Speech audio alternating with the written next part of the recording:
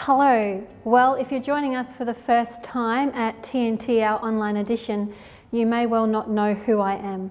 I'm Amy. I work with Christian Union to help people meet and know Jesus more. It's great to be here as we kick off our 3-week series, Wise Words, what the Bible has to say about ... and today is friendship. Now, while we're keenly anticipating the topic of romance, no doubt, which is next week, I think it's important that we put things in order. And of first importance is what's relevant to us all, friendship. So whether we're looking forward to or hoping for romance in the future, what's important for all of us through all of life is to have good and true friends. And I can certainly testify to that in my own life. So we're going to spend the next few minutes having a look at what the Bible has to say on friendship and how it can help us find good and true friends. So firstly, we'll look at why friendship matters to God. Second, we'll look at what wise words are there or biblical wisdom on friendship. And we'll finish by looking at Jesus, how he's a good friend and why he's good news for friendship. So firstly, why friendship matters to God. Well, you could describe the Bible as one big story about friendship. In the beginning, we had perfect friendship with God, but then the relationship was broken. We turned our backs on God and rejected his friendship and sought our own way. God continued to reach out, we continued to reject, and finally, God so wanted the relationship with us that he sent his own son. So important was the restoring of that relationship that he paid a great and terrible cost for it, the life of his own perfect son, that whoever trusts in Jesus can enjoy friendship with God once more. The thing that matters most to God is relationship. He created us for relationship with himself and each other. Now, if you were in the bunker a few weeks ago with us, you will have had a look at the prodigal son story from Luke's account of Jesus' life. And that's a story all about relationship. The joy of relationship restored. It's a snapshot of God's love for us. Jesus is the Son who was sent into the world to seek and save the lost. Jesus is known as the friend of sinners. And Jesus came to make us friends with God once more. So friendship matters very much to God. It cost the life of his own son. There was a break in their relationship to restore ours. And the Bible points out to us that our first and most important relationship is that relationship with God. But once that relationship is restored, the vertical restoration of that relationship impacts the relationships horizontally that we have with each other. So while we can be surrounded by people, it's important for all of us to have a few select friends. Even Jesus, the Son of God, had 3 particular friends amongst the 12. We're made for connection with others, to be seen, known, and accepted for who we are. So, secondly, what does the Bible have to say for us? How does it help us navigate friendships and find good and true friendships? Now, there are role models and examples in the Bible that we could go to, but we're going to look at Proverbs because in it, it's filled with information about friendships. It's basically a treatise on friendship. In his excellent little book, True Friendship by Vaughan Roberts, he turns to Proverbs to explore the biblical wisdom on what makes for a good friend, and I highly recommend it as a read. With pastoral sensitivity, he helps us look at Proverbs so that we can consider what are the key criteria for a good friend?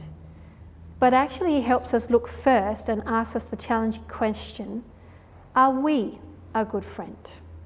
Wisdom dictates that if you would like good friends and value good friendships, you need to work out first what it is to be a good friend.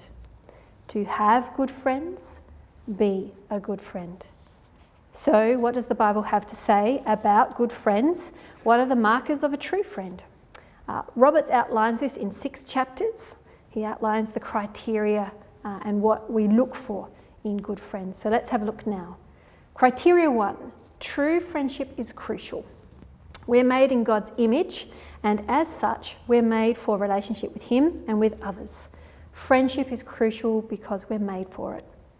And friendships are discovered as we share life, as we learn of each other's passions and interests. And friendships are crucial whether we're married or single, because they enrich our lives and provide support, encouragement and love from more than just one person. So ask yourself, are you someone who values others and looks to invest in them? Are you open to meaningful and deepening friendships? Or are you keeping people at arm's length? Criteria 2, true friendship is close. Proverbs 18:24 says, "One who has unreliable friends soon comes to ruin, but there is a friend who sticks closer than a brother." This tells us that you can have friends that are closer than family. Friendship is chosen, family is not. Now, friends don't have to stick with you, they choose to. It's very humbling.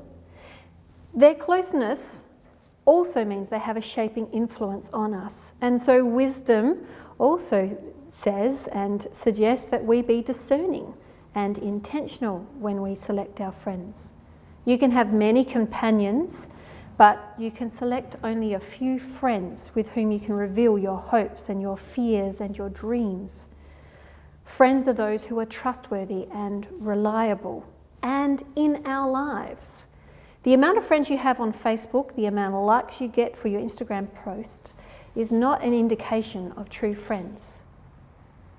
True friends are real friends, those that know what our life looks like outside the filtered photos. They are aware of who we are and how we're going because they share real life with us. So do you think others would consider you that sort of friend? Someone to bring close? Okay, criteria 3, true friendship is constant. Proverbs 17:17 says, "A friend loves at all times, and a brother is born for a time of adversity." A true friend is there in the highs and the lows. They don't come and go depending on mood. They are dependable and available. And this means that friendships will require a level of commitment and the outlay of time. It isn't instant coffee. It's the cold drip variety, the one that goes through that complicated glass thing overnight. It takes time to get to the good stuff. And it might be costly. There might be an outlay, an expense at the beginning, an investment of your time and resources. And you may even have some failures, some friendships that don't work. And that's okay. All along the way, you are learning what it is to be a good friend. So, are you someone that others find dependable? Are you available to your friends? Do you take time to connect with them? Criteria 4. True friendship is candid. Proverbs 27 verse 5 and 6 says, "Better is an open rebuke than hidden love. Wounds from a friend can be trusted, but an enemy multiplies kisses." True friends that have invested time, have shown themselves to be trustworthy and constant, are those that we can be vulnerable with. We can open up and talk plainly with them. We can be candid. We can allow them to challenge us, and we invite them to hold up a mirror to our weaknesses, our faults and ungodliness. It's because they're there for the long haul. It might hurt, but their wounds can be trusted because we know they have our best at heart. It is too rare a jewel in the crown of friendship, I think, and ought not be so. So, do you have friends with whom you can be candid? Do you think your friends would look to you and consider being candid with you? Criteria 5. True friendship is careful. Proverbs 15:28. "The heart of the righteous weighs its answers, but the mouth of the wicked gushes evil."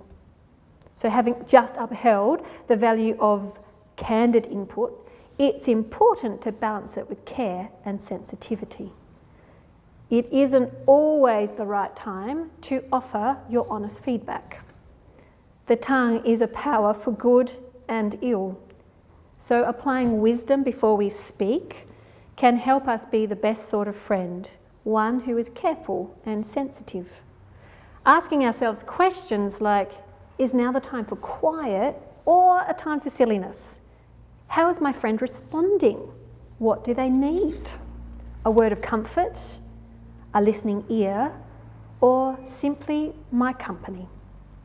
Are you the sort of friend who is trying to understand and know your friends so that you can work out how to serve them best? Well, we'll be greatly helped in this when criteria 6, our true friendship is Christ-centered. So let's turn to Jesus for our third and final point. No friend will ever perfectly meet all your needs, spouse or otherwise. And that is why the best friendships have Jesus at the centre. He perfectly meets each of our needs. The need to be forgiven, the need we have to be fully known and fully loved just as we are. Jesus offers each of us that. And with this as the starting place for our friendships, we're on a strong foundation. Proverbs offers a lot of wisdom on friendship, and Jesus shows us what true friendship looks like. He takes what's there in Proverbs and makes it 3D. So in John's Gospel, our reading at the start, while Jesus was preparing to be arrested, he tells his disciples, "My command is this, love each other as I have loved you." Well, how has Jesus loved them? Jesus spent 3 years journeying with them, literally throughout the area and countryside of Judea. He opened himself up to them, patiently bore their misunderstandings. He has regularly forgiven them their inadvertent offences. He's poured his life into theirs. He shared the highs and lows with them, and he's invited them to join him in his mission to bring the kingdom of God. He's been open with them and shared with them his most valuable relationship. In verse 15, everything that I learned from my Father, I have made known to you. In verse 16, he tells them he chose them to be his friends. He was intentional with them. And just prior to this episode, he has washed their feet. He has taken on the role of a servant. He has modelled for them what love looks like.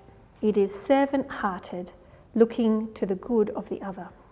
Now, it would be enough to be the servants of the Son of God, but he tells them 3 times, "You are my friends." There is a condition. You are my friends if you do what I command. That is, respond to my friendship by listening to me and trusting me and obeying my commands that are good for you. And what is his command? Love each other as I have loved you. And shortly he will show them the depth of his love. A love that is self-sacrificing. A love that is cross-shaped. He goes on to say, greater love has no one than this, to lay down their life for one's friends. And when Jesus has finished saying that, he says, you are my friends. He laid down his life for them. He laid down his life for us. He laid down his life that we might have a perfect relationship with God restored, to be known as his friends. And this is a firm and unmovable truth that is good news and frees us to be good friends to others. It frees us from being graspy or needy. We're free to love and serve. We're able to be vulnerable because we are securely loved by the God who made us and knows us. So as you think about friendship, look to Jesus. Learn from him. He is our greatest friend, and he is the perfect and lived out example of all that proverbial wisdom. Crucial to us, close and constant to us, caring and candid and careful. And what is at the bottom of it all? Well, it's love. 1 Corinthians 13 is often read out at weddings, and fair enough too. It is a beautiful description of the sort of love that will well ground a marriage. And that's because it's a description of Jesus. If you want a memory verse to check how you're going, loving your friends as Jesus has commanded you to, then this is a great summary to memorize. So let me end by reading to you from 1 Corinthians 13, verses 4 to 7. Love is patient. Love is kind. It does not envy. It does not boast. It is not proud. It does not dishonour others. It is not self-seeking. It is not easily angered. It keeps no record of wrongs. Love does not delight in evil, but rejoices in the truth. It always protects, always trusts, always hopes, always perseveres.